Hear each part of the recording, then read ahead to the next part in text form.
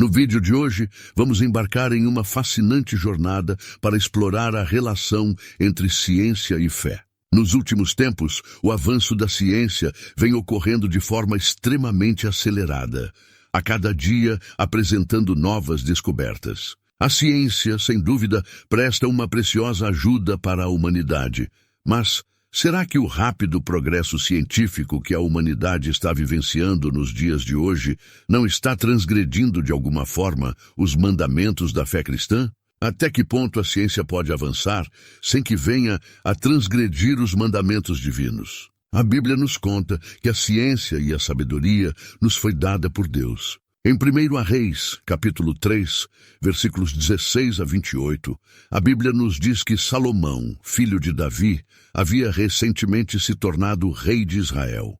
Ele pediu a Deus sabedoria para governar seu povo, e Deus atendeu seu pedido, tornando Salomão um rei extraordinariamente sábio. Um de seus julgamentos mais famosos envolveu duas mulheres que vieram ao rei, disputando a maternidade de uma criança. Uma das mulheres contou a Salomão que as duas moravam na mesma casa e que durante a noite o filho da outra morreu porque ela acidentalmente se deitou sobre ele. Então ela se levantou durante a noite e trocou o filho morto pelo seu filho que estava vivo. A outra mulher negou a acusação, insistindo que o filho vivo era dela e que o filho morto pertencia à outra mulher. Assim, as duas mulheres argumentavam diante do rei, cada uma afirmando ser a mãe do menino vivo. Para resolver o caso, Salomão pediu que trouxessem uma espada. Ele então ordenou que cortassem a criança viva ao meio e dessem metade para cada mulher. A verdadeira mãe do menino, movida pelo amor materno, implorou ao rei que desse a criança viva a outra mulher, contanto que não a matassem. A outra mulher, porém, concordou com a decisão de Salomão, dizendo que nem ela nem a outra mulher deveriam ter o filho. Salomão imediatamente reconheceu quem era a verdadeira mãe.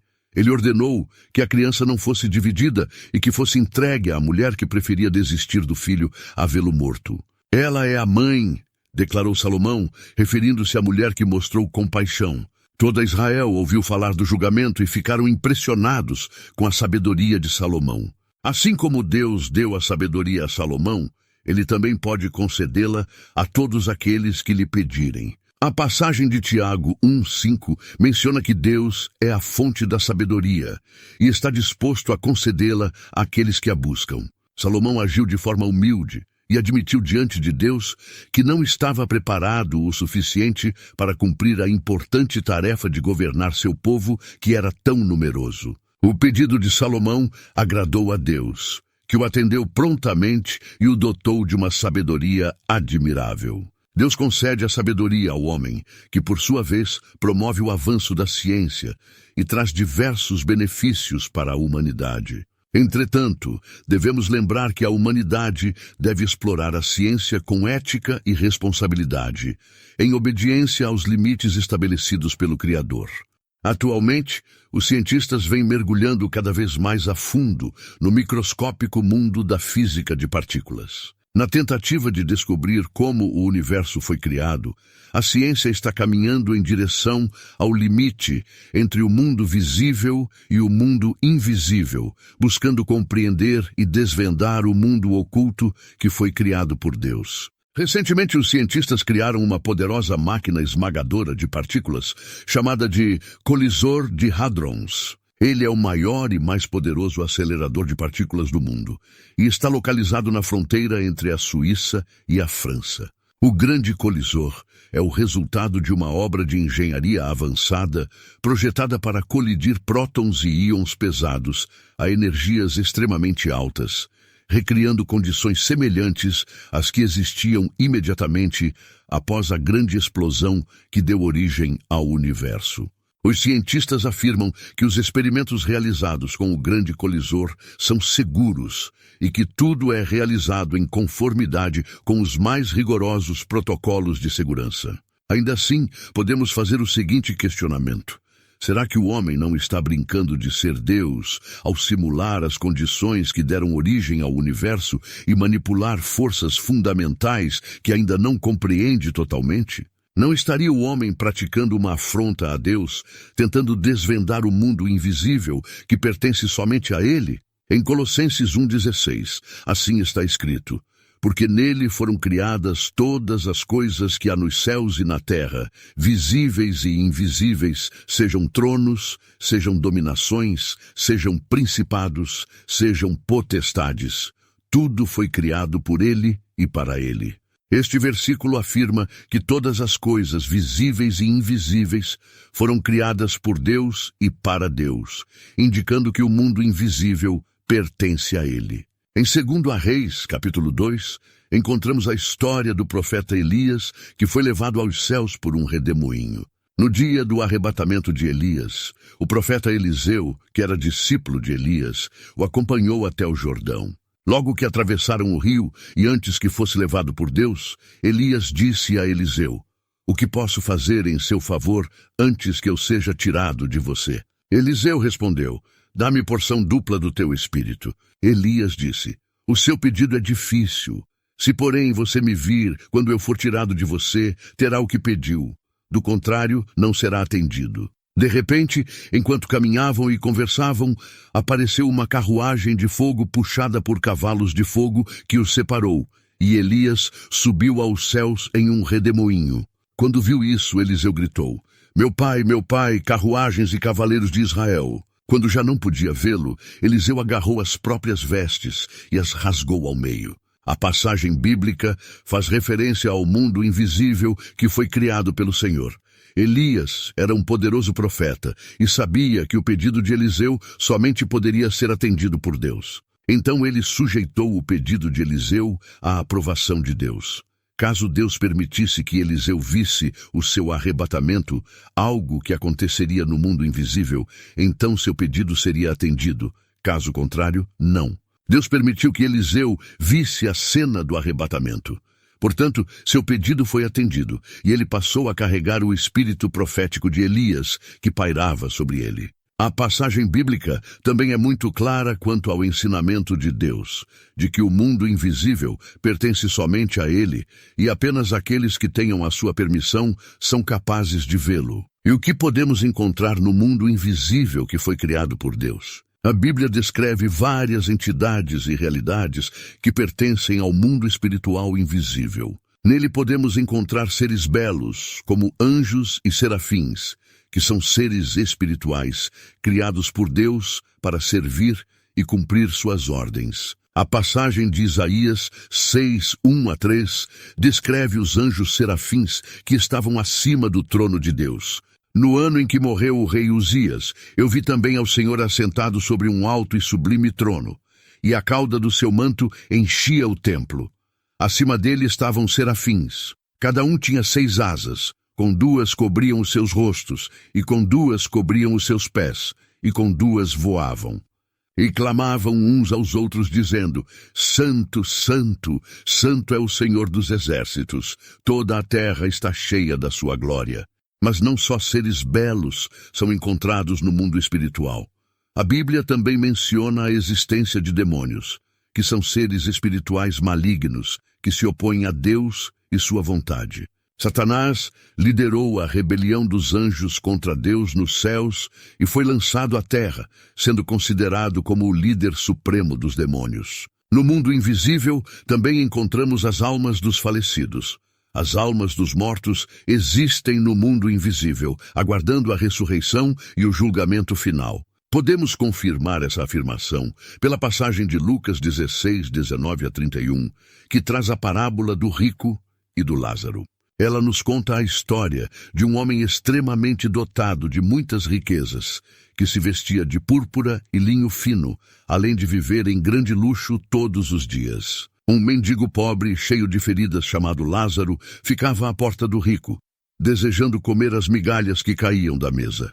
Os cães vinham e lambiam suas feridas. Quando Lázaro morreu, ele foi levado pelos anjos ao seio de Abraão, um lugar de consolo no pós-vida. O rico também morreu e foi sepultado, mas durante a vida ele foi uma pessoa insensível e que não dava ouvidos às Escrituras e aos profetas. Então, ao contrário de Lázaro, que foi levado para um lugar de conforto, ele foi enviado para o Hades, um lugar de tormento, onde estava em sofrimento. Lá, ele viu Lázaro ao longe, ao lado de Abraão, e havia um grande abismo entre eles. A parábola confirma o ensinamento de que as almas dos mortos podem ser encontradas no mundo espiritual. Além disso, demonstra também que lá está situado o Hades, um lugar de tormento. Por outro lado, o reino dos céus, que é um lugar de glória e presença divina, também está situado no oculto mundo espiritual de Deus. Em Mateus 13:44, ele é comparado a um tesouro escondido num campo que um homem achou e escondeu, e depois vendeu tudo o que tinha para comprar aquele campo. Essas passagens indicam que o mundo invisível criado pelo Altíssimo é vasto e inclui uma variedade de seres espirituais e realidades que desempenham papéis significativos no plano divino. Então, não seria muita pretensão do homem querer ter acesso e desvendar os mistérios do mundo celestial de Deus. O ser humano foi dotado por Deus de inteligência e capacidade de descobrir infinitas coisas, mas deve ter sempre em mente que deve agir com humildade perante o Senhor e respeitar os limites que foram estabelecidos por Ele. Satanás foi pretensioso e quis ser mais do que Deus. Por esse motivo, ele e seus anjos foram punidos, expulsos do céu e estão condenados pela eternidade. Em Isaías 14:14, está escrito que Satanás dizia em seu coração: Eu subirei mais alto que as mais altas nuvens, serei como o Altíssimo.